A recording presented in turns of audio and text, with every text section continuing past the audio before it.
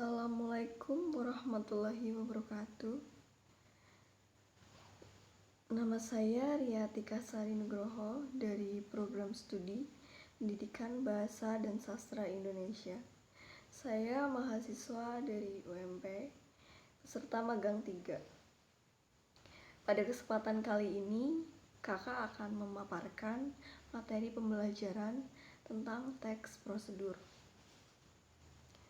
Pasti tidak asing bagi kalian teks prosedur itu, karena banyak sekali kegiatan di sekitar kita yang harus dilakukan dengan prosedur yang sudah ditentukan.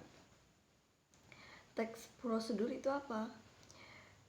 Jadi, teks prosedur itu merupakan sebuah bahan tertulis untuk dasar yang menjelaskan tahap kegiatan dalam menyelesaikan suatu aktivitas.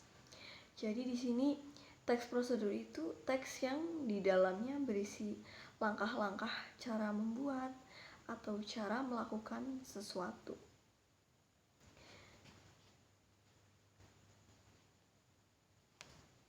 Tujuan dari teks prosedur. Nah, teks prosedur itu sendiri bertujuan untuk menjelaskan bagaimana kegiatan harus dilakukan agar si pembaca itu dapat secara tepat mengikuti sebuah proses membuat sesuatu, melakukan suatu pekerjaan, atau menggunakan suatu alat.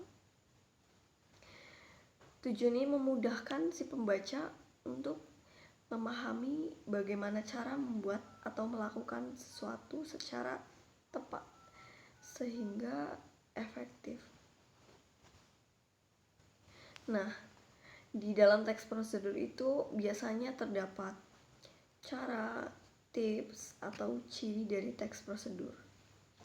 Ciri-ciri dari teks prosedur tersebut, yang pertama, menggunakan kata imperatif atau kata perintah.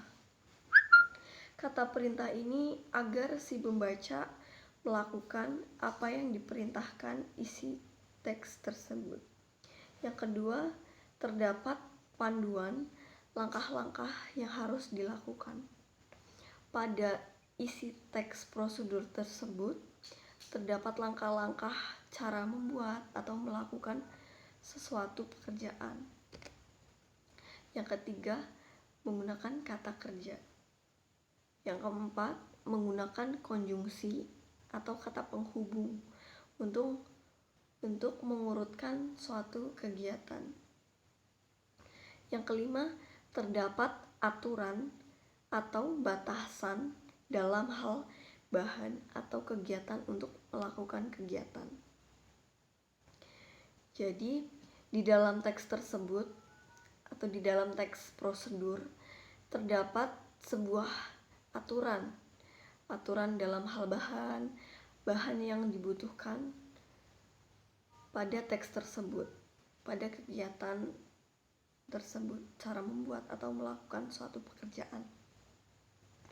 Yang keenam, menggunakan kata keterangan untuk menyatakan rincian waktu, tempat, dan cara yang akurat. Di sini menggunakan kata keterangan untuk menyatakan rincian waktu, untuk memberi atau kira-kira rincian waktu untuk melakukan suatu pekerjaan tersebut, tempat, dan cara yang akurat.